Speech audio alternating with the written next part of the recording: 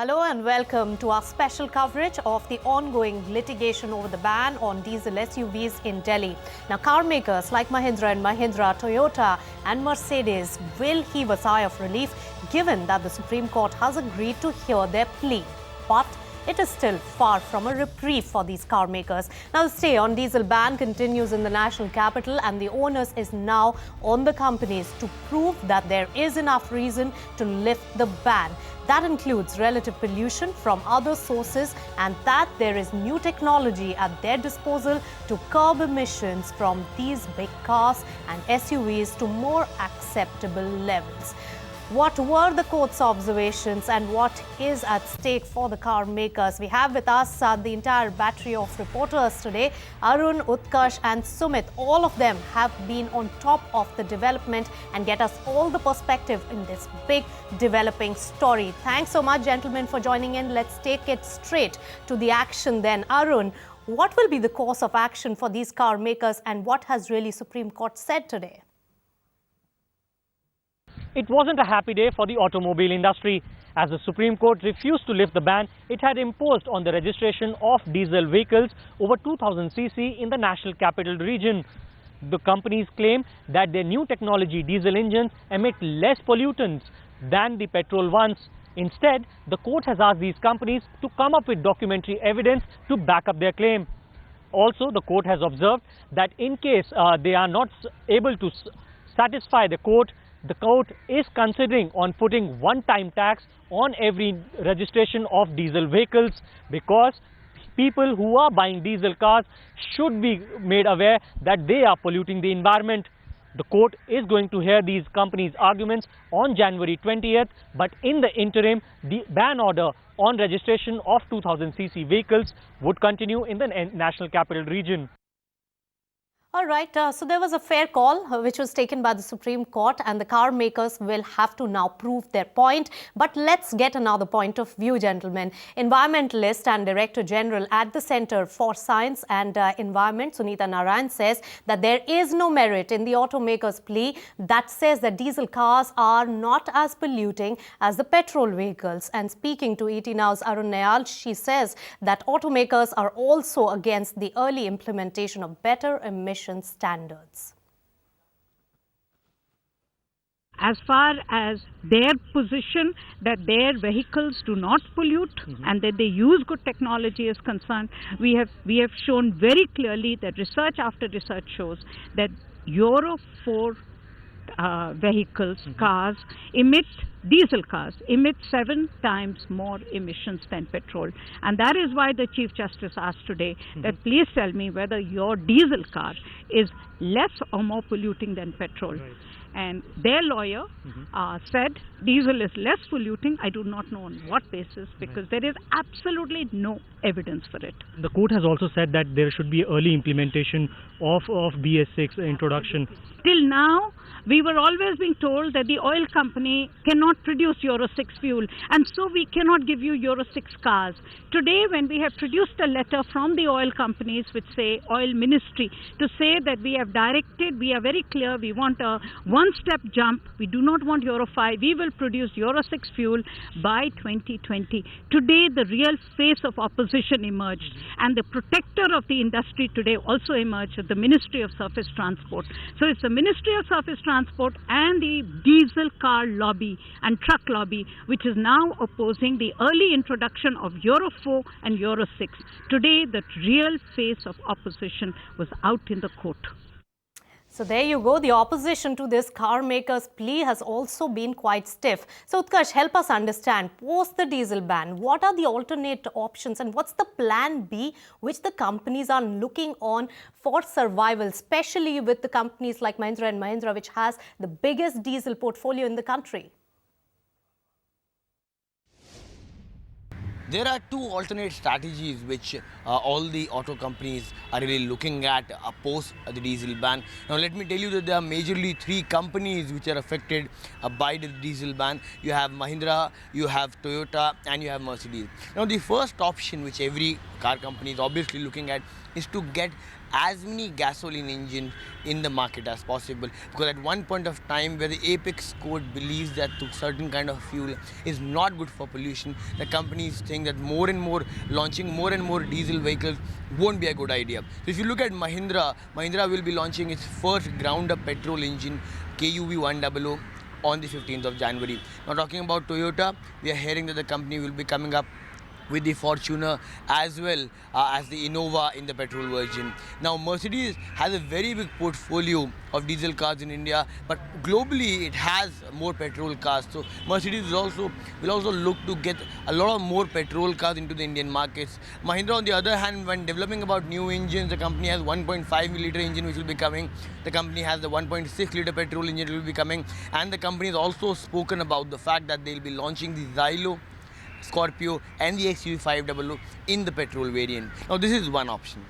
Now we are talking about the second option, which is to cut the CC, which is the displacement of the engine. Now at this point of time, any car which is above 2 litre is banned to be sold in Delhi. Now what these companies are trying is to really cut down that displacement to get that entry to be sold. Now if you look at a Scorpio, it's a 2.2 litre engine. If you look at a Fortuner, it's a 2.4 litre engine.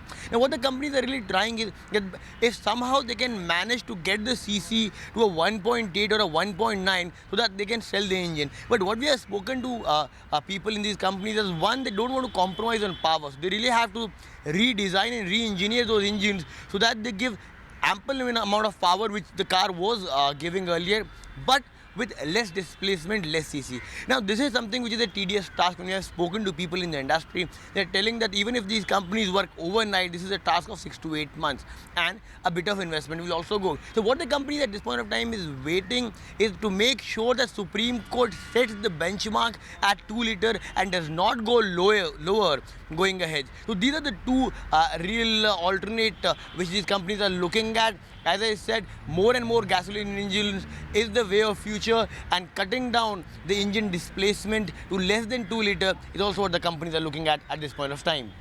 Oh, great. An exhaustive account of what is the long-term strategy of these companies if that diesel car ban is not really lifted, while the continuous effort really goes on. But Sumit, help us understand, what is the near-term strategy? How about, what about the losses that are mounting for this quarter and the next because of the huge stockpiles and the inventory which is unsold because of this particular ban? But for that, we have to first look at the numbers. If you look at the numbers of Mahindra and Mahindra, only 2% of its vehicles are coming from, the diesel vehicle sales are coming from the Delhi NCR area. But for them, this is a big, impressionable place from where their vehicles are launched in a big way in the other parts of the country. That's why maintaining this market is very important for Mahindra and Mahindra. So if we talk about the numbers, around 1,500 vehicles are being affected of Mahindra and Mahindra. If we talk about Mercedes-Benz, the NCR contributes to around 20% of its sales. Around 80 to 90% of Mercedes-Benz overall portfolio is diesel, but 20% of its sales come from NCR areas. If it, from Mercedes-Benz, around 10 dealerships in NCR area sells around 2,000 cars. So for Mercedes-Benz, it's a huge, it's a big market, and it's a big market not to be missed. For Toyota, it's 15% of its sales come from this NCR area. So number-wise, for some companies it is big, for some companies it is small. But yes, it has to be seen overall in the long term, because diesel now is being shown as a fuel which is not environment friendly. So they are battling on two fronts. First of all, they are battling on the losses which are being caused by low sales, and second, the image of the diesel vehicles. Many of the companies we spoke to, they were of the view that first of all, this is a matter of 3 months, so they have to prepare a long-term strategy after these 3 months get over. So because this diesel vehicle ban, the 2000cc above vehicle ban is till March 31st, they will sit back again after March 31st, and they will see once again what to do for the next many months. If we look at the options they have, is first to shift vehicles from these areas to nearby states, and the second option they have is to bring more and more petrol vehicles. But many companies we have spoken to, they are of the view that it is not easy to suddenly put lines for petrol vehicles. It needs R&D of many years, and that's what will happen in the coming few days. So clearly, companies are currently in wait and watch mode, and after March 31st, if this ban is not extended, they will sit down and then they will plan a new strategy on these issues. All right, gentlemen, the crisis really continues for the companies. The next few quarters are going to be extremely crucial. Thanks so much, Arun, Utkarsh, as well as Sumit, for joining in with all the perspective and details on this big development in the auto sector.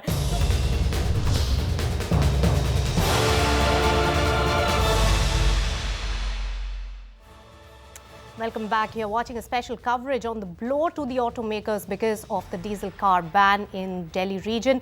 And we have with us Mahindra and Mahindra's Executive Director, Pawan Goenka, joining us live on the show with all the details and how it stands to be impacted. Mr. Goenka, thanks so much for joining in. Now, while the Supreme Court has really agreed to listen to the plea by the auto sector, the ban still prevails. How do you see it as a company which has the highest portfolio in diesel vehicles? Well, I think we're reading too much into it because I did not expect that the Honorable Supreme Court will lift the ban today based on the arguments put forward by the industry.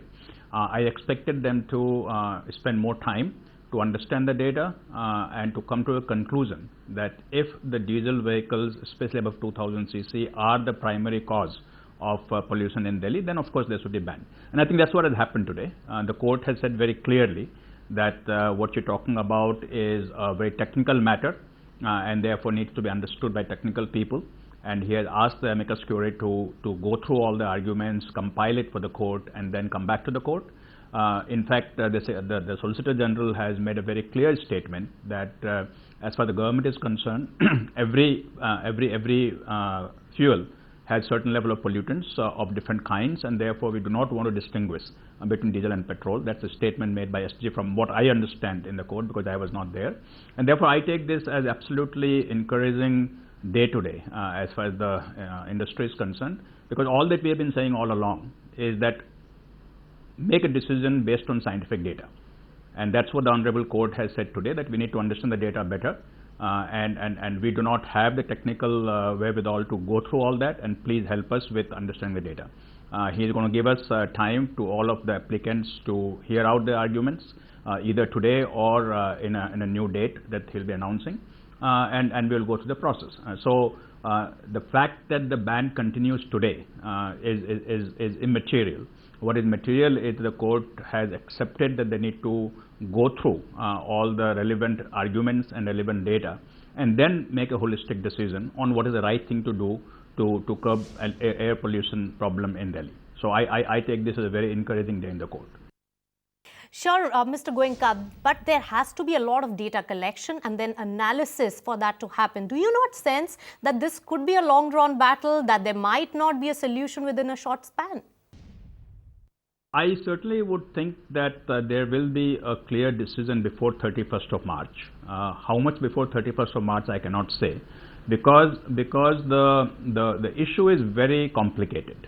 It's very easy to say that let's ban new diesel vehicles and pollution problem will be sorted out, but if we go through the data, that does not prove that to be the case.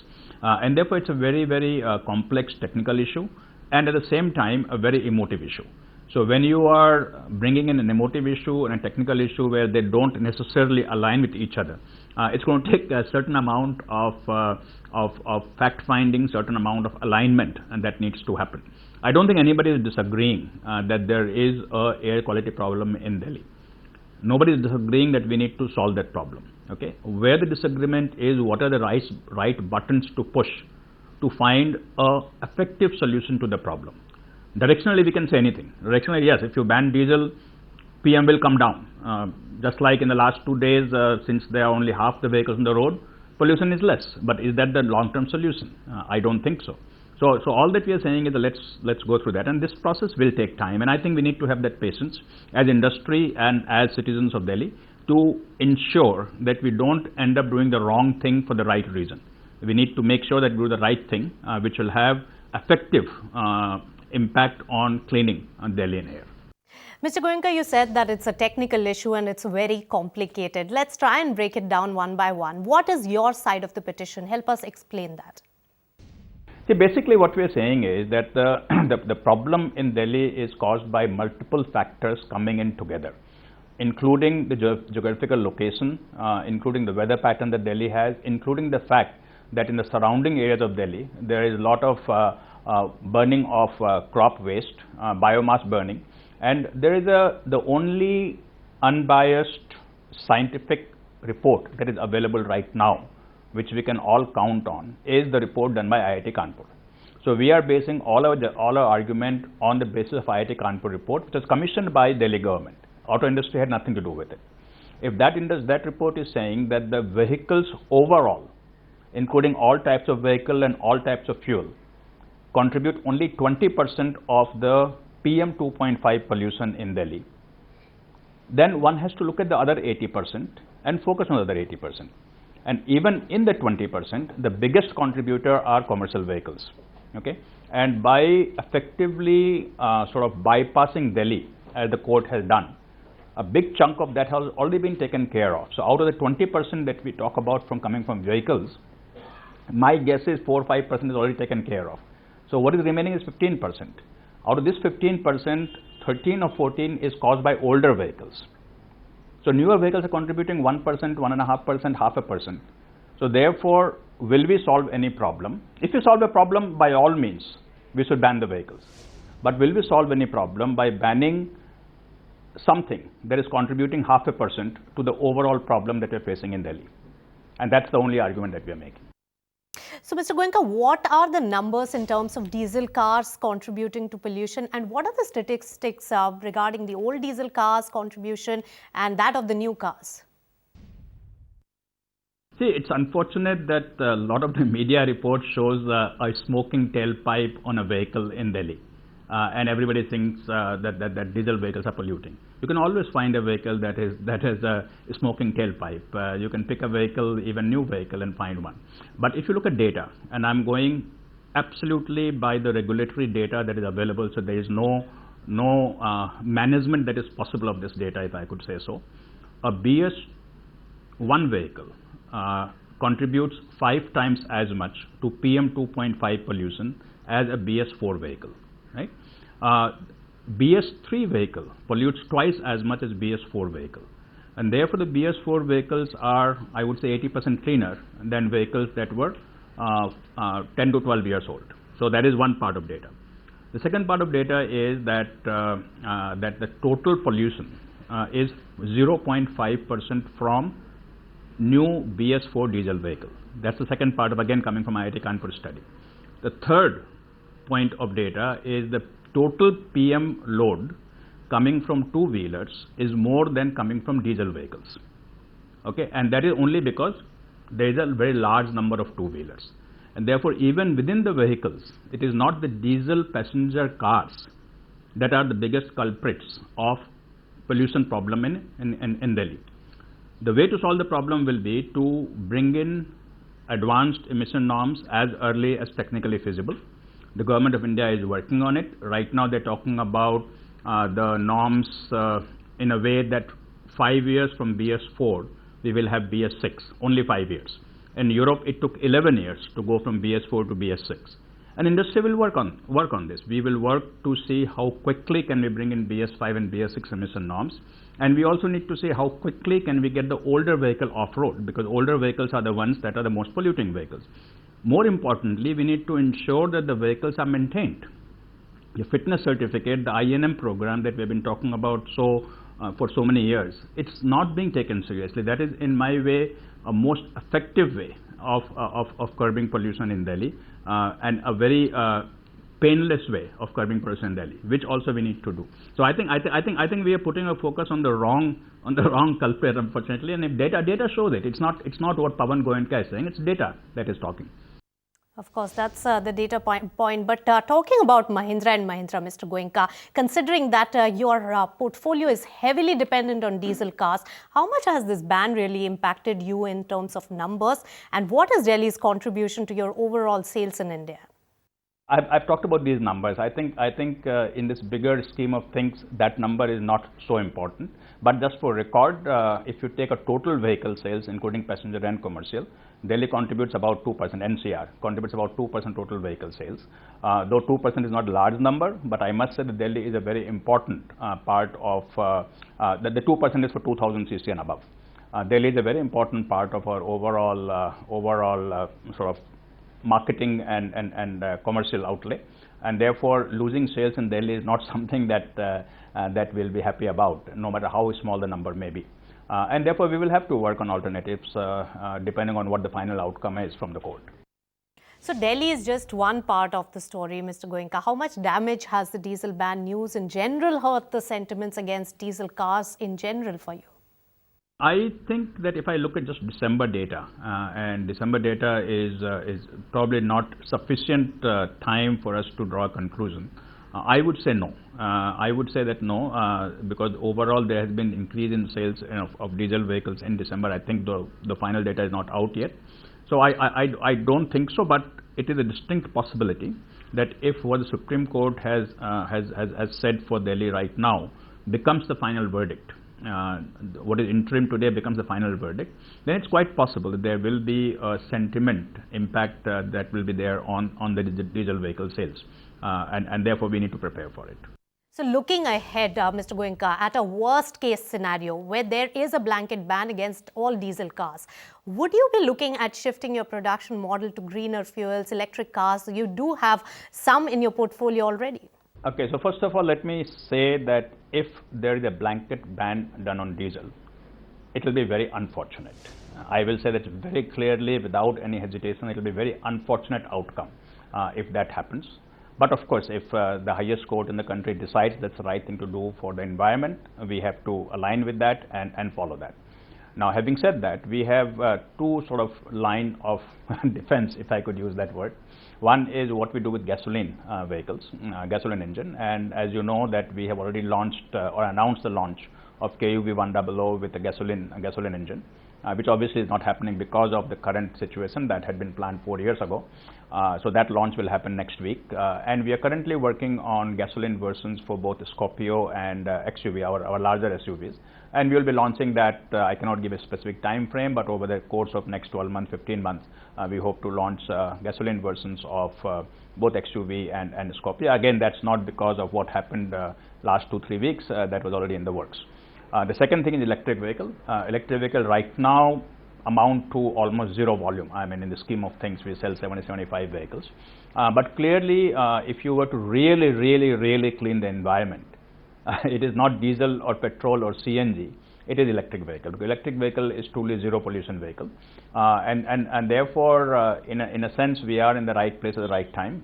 We will try and do more and more aggressive marketing of electric vehicles in line with the current sort of environment that we see of promoting cleaner vehicles. In fact, Delhi with odd and even not applying to electric vehicles is already giving us a bit of a advantage for electric vehicle sales. And sales, there are more inquiries that have happened in Delhi in the last couple of weeks for electric vehicle. There is an announcement that Maharashtra might ban, might remove all the taxes on electric vehicle. That will again help us to get high electric vehicles. So that will be a focus that we would have. So as a long-term solution, Mr. Goenka, if stricter norms are in place, what sort of engineering adaptation would you be looking at? Not a problem in terms of investment, not a problem in terms of resources or technology availability, because for technologies, everyone goes to experts in the world, and we will go to the same experts that we have gone to for BS4 and BS3, and we have in-house technology also to help in that. So investment and technology is not an issue. The only issue is how long. This is not something that can happen with a flick of a switch. It's something that will take time. We are working very aggressively with the government of India, with the regulators, to come out with a timeline that is as aggressive as possible, but not something that is impossible, not something that is unrealistic. And I believe that the government of India is just about to release the draft notification for BS5 and BS6, which is very aggressive. From what I understand, as I said earlier, that what took Europe 11 years to do, we will try and do that in 5 years. Okay, so it's a very aggressive timeline, and auto industry will do everything that's possible to align to that timeline and meet that timeline. So our contribution in terms of cleaning the environment, in terms of cleaning the air, would be to bring in the BS5 and then BS6 emission norms as early as possible, both in diesel as well as on petrol fuels. All right, take your point there, Mr. Goenka. Thanks so much for joining us and also explaining the entire matter so clearly. All the best to you going forward as well. And we'll keep coming back to you on this particular debate. Thank you very much. Thank you. So with that, it's a wrap on this particular special coverage. Remember, automakers are not taking it lying down. This is a big debate and the stakes are very high. Public health in Delhi on one hand versus the auto sector performance and sentiment. And also remember, it's a sector which is a crowd puller when it comes to FDI in the country. Onus right now on car makers to prove their point. But the debate really continues. Thanks so much for tuning in.